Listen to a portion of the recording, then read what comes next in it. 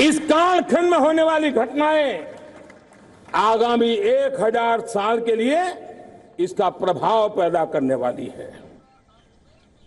गुलामी की मानसिकता से बाहर निकला हुआ देश पंच प्राण को समर्पित होकर के एक नए आत्मविश्वास के साथ आज आगे बढ़ रहा है। नए संकल्पों को सिद्ध करने के लिए वो जी जान से जुड़ रहा है। मेरी भारत माता जो कभी ऊर्जा का सामर्थ्य था लेकिन राख के ढेर में दबी पड़ी थी, वो भारत मां 140 करोड़ देशवासियों के पुरुषार्थ है। उनकी चेतना से, उनकी ऊर्जा से फिर एक बार जागृत हो चुकी है। मां भारती जागृत हो चुकी है और मैं साफ देख रहा हूं दोस्तों, यही कालखंड है। पिछले 9-10 साल हमने अनुभव किया है। विश्व भर में भारत की चेतना के प्रति, भारत के सामर्थ्य प्रति एक नया आकर्षण, नया विश्वास, नई आशा पैदा हुई है। और ये प्रकाश पुंज जो भारत से उठा है वो विश्व को उसमें अपने लिए ज्योति नजर आ रही है। विश्व को एक नया विश्वास पैदा हो रहा है। हमारा सौभाग्य है, कुछ ऐसी चीजें हमारे पास हैं जो हमारे पूर्वजों ने हमें विरासत में दी है और वर्तमान कालखंड ने गढ़ी है। आज हमारे पास डेमोग्राफी है, आज हमारे पास डेमोक्रेसी है, आज हमारे पास डायवर्सिटी है। डेमोग्राफी, डेमोक्रेसी और डायवर्सिटी की ये त्रिवेणी भारत के हर सपने को साकार करने का सामर्थ्य रखती। आज पूरे विश्व में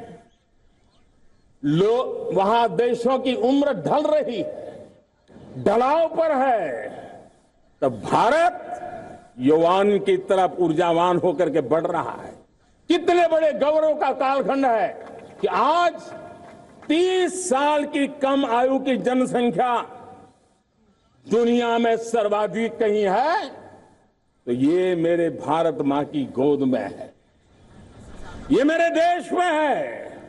और 30 साल से कम उम्र की नौजवान हो मेरे देश के पास हो, कोटि कोटि भुजाएं हो, कोटि कोटि मस्तिष्क हो, कोटि कोटि सपने, कोटि कोटि संकल्प हो, तो भाइयों बहनों, मेरे प्रिय परिवारजनों, हम इच्छित परिणाम प्राप्त करके रह सकते हैं।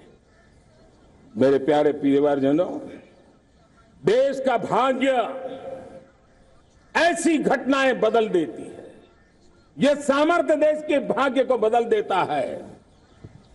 भारत 1000 साल की गुलामी और आने वाले 1000 साल के भव्य भारत के बीच में पड़ाव पर हम खड़े हैं, एक ऐसी संधि पर खड़े हैं। और इसलिए अब हमें न रुकना है, न दुविधा में जीना है। मेरे प्यारे प्रिय परिवारजनों,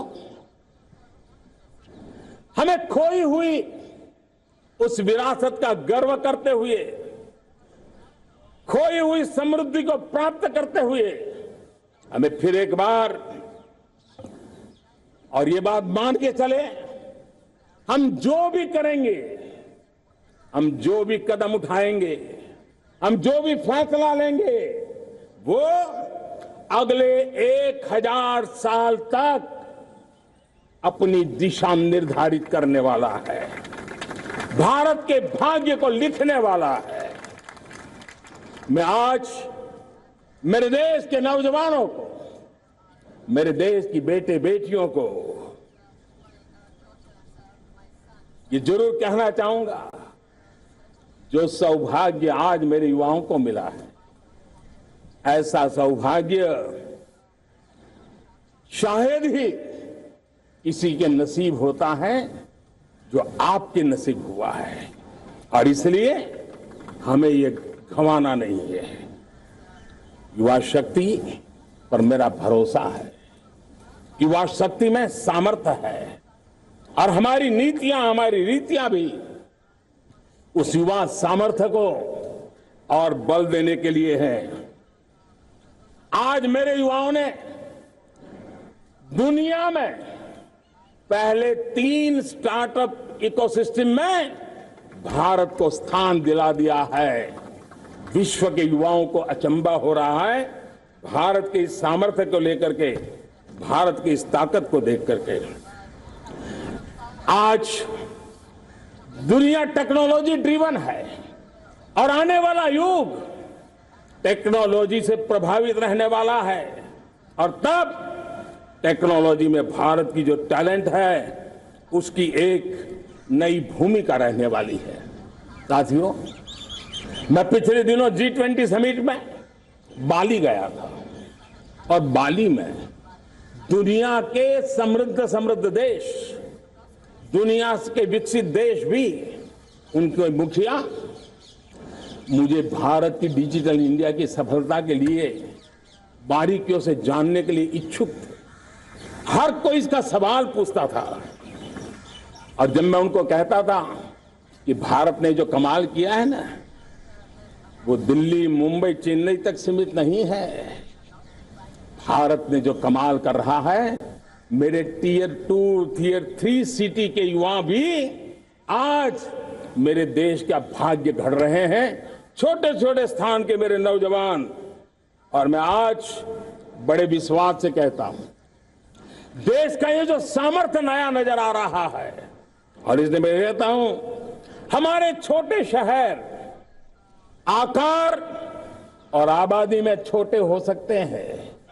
ये हमारे छोटे छोटे शहर, हमारे कस्बे आकार और आबादी में छोटे हो सकते हैं, लेकिन आशा और आकांक्षा, प्रयास और प्रभाव वो किसी से कम नहीं है। वो सामर्थ्य उनके अंदर है। नए ऐप्स, नए सॉल्यूशन, टेक्नोलॉजी डिवाइस। अब खेलों की दुनिया देखिए, कौन बच्चे हैं? झुग्गी झोंपड़ी से निकले हुए बच्चे आज खेलों की दुनिया में पराक्रम दिखा रहे हैं। छोटे छोटे गांव के, छोटे छोटे कस्बे के नौजवान, हमारी बेटे बेटियां आज कमाल दिखा रही हैं। अब देखिए, मेरे देश की 100 जितनी स्कूल ऐसी हैं जहां के बच्चे सैटेलाइट बना करके सैटेलाइट छोड़ने की तैयारियां कर रही है। आज हजारों टिंकरिंग लैब नए वैज्ञानिकों का गर्भाधान कर रही है। आज हजारों टिंकरिंग लैब लाखों बच्चों को साइंस और टेक्नोलॉजी के राह पर आगे बढ़ने के लिए प्रेरणा दे रही है। मैं मेरे देश के नौजवानों को कहना चाहता हूं, अवसरों की कमी नहीं है। आप जितने अवसर चाहेंगे, ये देश आसमान से भी ज्यादा अवसर आपने देने का सामर्थ्य रखता है। मैं आज लाल किले की प्राचीर से मेरे देश की माताओं, बहनों, मेरे देश की बेटियों को हृदय से अभिनंदन करना चाहता हूं।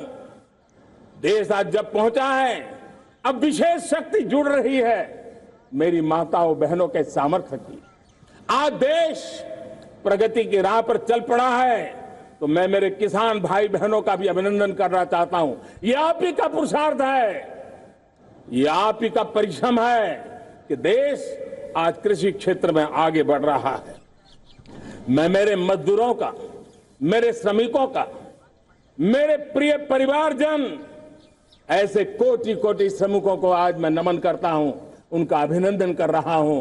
देश आज जो आधुनिकता की ओर बढ़ रहा है, विश्व की तुलना करने वाले सामर्थ्य के साथ नजर आ रहा है, उसके पीछे मेरे देश के मजदूरों का, मेरे देश के श्रमिकों का बहुत बड़ा योगदान है। आज समय कहता है कि लाल किले की प्राचीर से मैं उनका अभिनंदन करूं, उनका अभिवादन करूं, और ये मेरे परिवारजन 140 करोड़ देशवासी, मेरे इन श्रमिकों का, रेहड़ी पटरी वालों का, फूल सब्जी बेचने वालों का हम सम्मान करते हैं।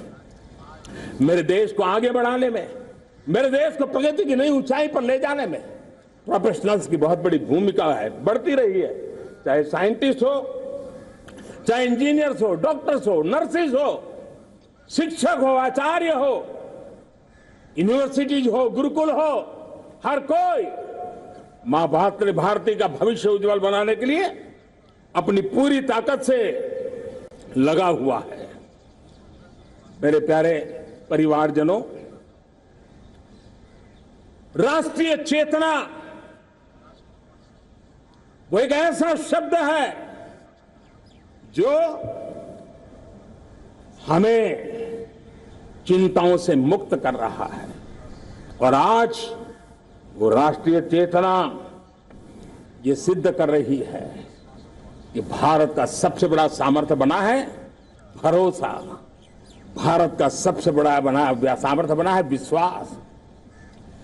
जन जन में हमारा विश्वास, जन जन का सरकार पर विश्वास, जन जन का देश के उज्जवल भविष्य पर विश्वास और विश्व का भी भारत के प्रति विश्वास।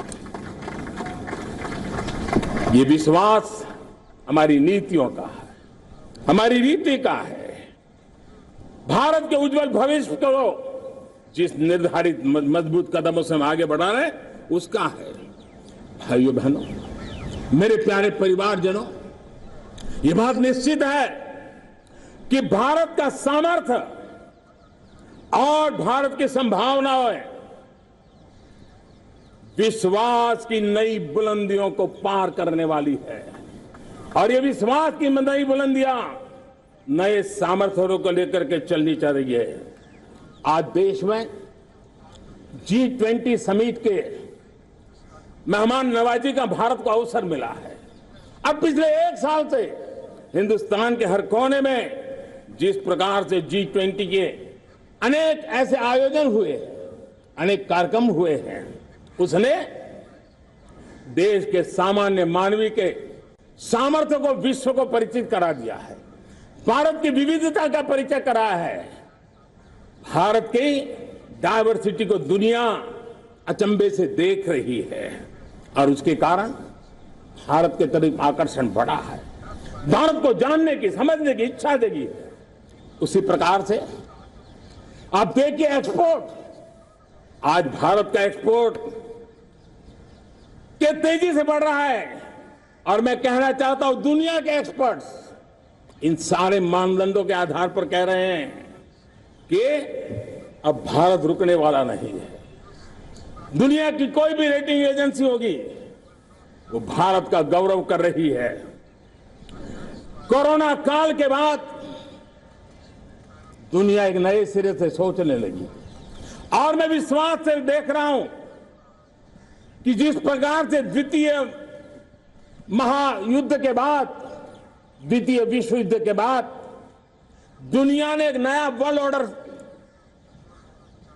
आकार लिया था, मैं साफ साफ देख रहा हूं कि कोरोना के बाद एक नया विश्व ऑर्डर, एक नया ग्लोबल ऑर्डर, एक नया जियोपॉलिटिकल इक्वेशन ये बहुत तेजी से आगे बढ़ रहा है। जियोपॉलिटिकल इक्वेशन की सारे व्याख्याएं बदल रही है, परिभाषाएं बदल रही है। और मेरे प्यारे परिवारजनों, आप गौरव करेंगे।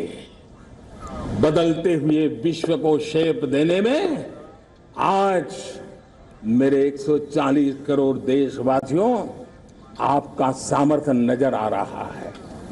आप निर्णायक मोड़ पर खड़े हैं।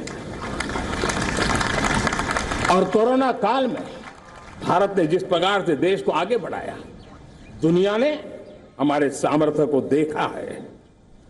जब दुनिया के सप्लाई चेन तहस नहस हो गई थी, बड़ी बड़ी अर्थव्यवस्था पर दबाव था, उस समय भी हमने कहा था हमें विश्व का विकास देखना है तो मानव केंद्रीय होना चाहिए, मानवीय संवेदनाओं से भरा हुआ होना चाहिए और तब जाकर के समस्याओं का सही समाधान निकालेंगे।